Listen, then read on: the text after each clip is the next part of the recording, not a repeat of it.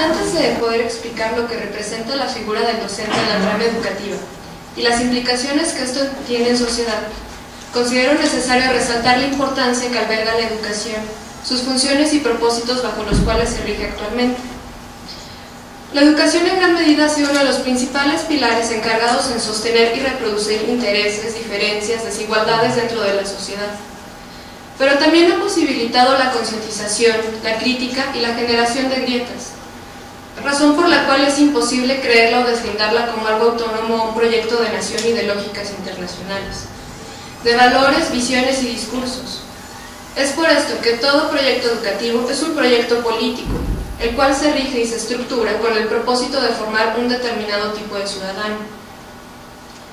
Para entender los diferentes aspectos que impactan en la trama educativa, retomo razonamientos de dos grandes posturas, que son el estructural funcionalismo y la pedagogía crítica. El primero de ellos, el estructural funcionalismo, nos habla de la importancia de la preparación de generaciones jóvenes para su adecuada inserción en la sociedad, en donde ideas de individualización, especialización, adaptación y funcionalidad del ser social son enseñadas y sustentadas a través de la figura e imposición del docente y por medio de la cultura del miedo y del silencio. Esto se da a través de un proceso jerarquizado de enseñanza-aprendizaje que busca la interiorización, aceptación y justificación de la necesaria desigualdad y diferencia que se engendra y consolida en sociedad. En sí, esta postura se interesa en cómo se transmiten las normas y valores en el contexto escolar, en donde los estudiantes aceptan incuestionablemente un conjunto de creencias, reglas, valores y disposiciones como algo fundamental para el correcto funcionamiento de la sociedad. Es por esto que cuando los fenómenos educativos pierden esa dimensión alternativa, utópica, que va más allá del estado actual de las cosas, se convierten en un mero proceso de socialización reproductora. Ahora, desde la pedagogía crítica, que de manera más amplia considera a las prácticas educativas como un proceso político vinculado a la pedagogía, es en donde está un entrenamiento tanto social, político y económico, en donde el educador adoctrina al educando de manera que éste lo acepte. Pero esta postura también busca entender cómo este proceso educativo engendra espacios de relativa autonomía que permiten la resistencia para la liberación, emancipación y apropiación de la conciencia. Trata, por tanto, de entender a la sociedad a partir de lo que ésta niega, de lo que excluye, de la censura y del límite. Rescata la experiencia propia y de los otros. Acentúa la importancia de las subjetividades de la búsqueda y construcción mutua del significado y el conocimiento, y cómo esta búsqueda se ve constreñida y distorsionada por condiciones sociales y económicas que la enmarcan. Relacionando desde estas dos visiones y las posturas desde las cuales dan razón a las distintas implicaciones que hay en la trama educativa, también es pertinente señalar que existe cierta homogenización tanto cultural, política, religiosa, económica. Sin embargo, también es posible entender que hay diferencias y unicidades en el proceso educativo, señalando así su constante cambio, ajuste, resistencia y enfrentamiento.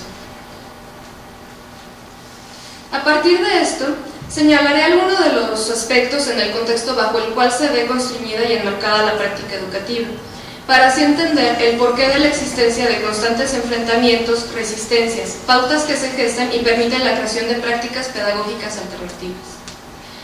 Primero parto de una crítica de la concepción de la educación como mercancía, los estándares internacionales bajo los cuales da su razón, fortaleciendo así las condiciones de subdesarrollo, modernización y democratización de la pobreza. Esta concepción ha generado el fetiche por los títulos, la escolarización sobre la educación, el estatus simbólico y el poder despótico que esto representa, en donde la escuela como institución ya no tiene la preocupación por el desarrollo de lo humano, por la creación y recreación de las ideas. Ahora sus intereses están dirigidos al desarrollo de las capacidades productivas como educación acumulativa, enciclopédica, económicamente utilitaria y desechable. Estas prácticas de índole económica están en gran medida basadas en el sistema meritocrático, donde el docente es el agente que suscita y legitima una diferenciación de clase en función de los resultados escolares, crea y permite las condiciones para la competitividad más exacerbada entre los alumnos, en la cual esta lucha individual se supone va a situar a cada uno según sus capacidades y esfuerzos, donde el estatus del alumno dependerá únicamente de su aspiración personal, señalando este problema como una índole más voluntarista que estructural. Es por esto que escuchamos palabras llenas de fuerza como emprendedores, confianza en sí mismo, tenacidad, disposición, asumir riesgos. Son palabras que nos hablan de una determinada visión del mundo, a través de las cuales se transmite una filosofía. Son palabras que engendran el fatalismo y sobre todo han engendrado la sumisión, teniendo así una relación con la escuela, la cual no solamente se encarga de forjar este destino social, sino también la imagen que las personas se crean de este destino, lo que contribuye a explicar la llamada pasividad de los dominados. De esta manera, al considerar la educación como un elemento meramente económico y lucrativo, basado en competencias para la inserción laboral, donde las capacidades son valoradas como potencialidades para el mercado, donde el talento humano debe ser aprovechado y explotado para hacer frente a necesidades venideras, mediante destrezas y conocimientos especializados. Es todo esto que permite considerar o entender cómo se da un proceso de adaptación y selección asociados a cambios y necesidades económicas, donde sujetos sociales pasivos, en un proceso tendenciosamente de adecuación, se va diluyendo su capacidad de decisión, de poder y castra subjetividad. Un ejemplo de ello son las llamadas sociedades de la información y el conocimiento, que a través de este discurso de democratización y universalización de la información, ha acrecentado aún más las brechas de exclusión, ya que este acceso no está equitativamente repartido, como tampoco lo está el acceso al desarrollo de las capacidades intelectuales que permitan interpretar dicha información.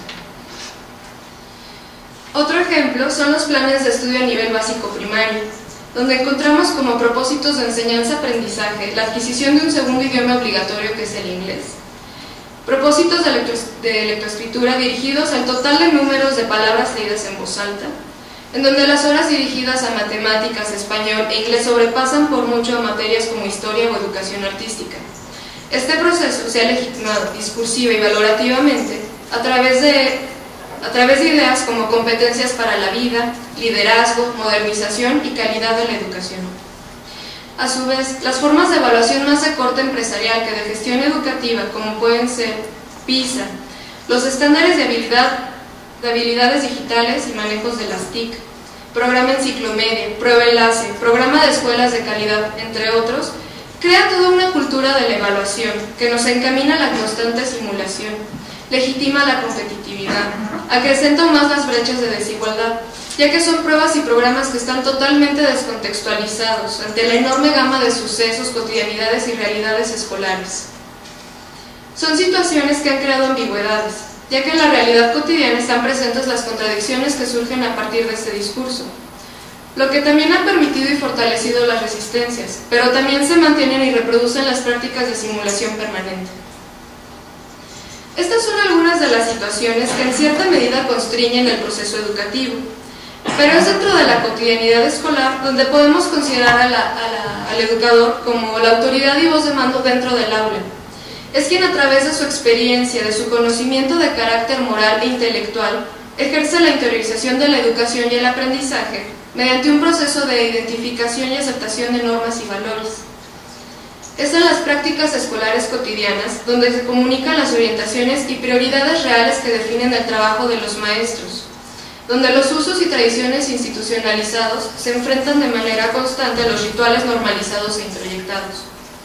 El profesor es quien ejerce y permea este discurso de igualdad ante el aula, sin las consideraciones de que sí existen diferencias sociales, económicas y familiares de los educandos, quien puede camuflar y ocultar los intereses y valores dominantes que se transmiten a través de la interacción escolar. Pero también es quien construye el escenario pertinente para la construcción de la historia cotidiana colectiva, para la formación de las capacidades que permitan la conciencia, la autonomía y la apropiación del conocimiento. Es el profesor quien de manera constante transmite orientaciones de carga valorativa e interpretaciones de la realidad, define las maneras de comportarse, y es solamente en la escuela física y concreta, donde adquiere existencia real, compleja y heterogénea, lo que se supone debe hacer y hacerse en la escuela. Es por esto que el educador debe considerársele como un sujeto histórico e incompleto, con saberes propios que tienen potencialidades y limitaciones. Son sujetos que han de apropiarse de saberes y prácticas, de normas y ritos. Todo esto que han de usar para legitimar o controlar acciones propias y ajenas, siendo así que no es posible considerar la práctica educativa de manera pasiva, ya que cada maestro tiende a presentar esa heterogeneidad y puede ser amplia la variedad de acciones que llevan a cabo en distintos momentos. En sí, tanto sistema educativo, escuela y aula son un todo articulado. Los cambios son impuestos más que planeados. Hay resistencia inicial en las comunidades escolares, no podemos hablar de una inmediatez. Sin embargo, al pasar el tiempo, se van filtrando y adaptando, pero también se crean alternativas y visiones educativas diferentes ante esta imposición. El eje central de la educación debe ser la creación de las capacidades humanas. Sin embargo, este problema no radica únicamente en lo educativo. También es necesario dimensionar este problema a nivel político, económico, social y cultural. Es por esto que hay que preguntarnos qué cambios son, cuáles son sus consecuencias tanto sociales, políticas, económicas y culturales, y qué tipo de valores son los que entran en juego para que esto se lleve a cabo. En sí, el papel que desempeña el docente ante su cotidianidad escolar nos permite entender que son actores fundamentales para la reproducción o cambio de condiciones educativas que nos conciernen. Y cierro con una cita de Carlos Carrillo.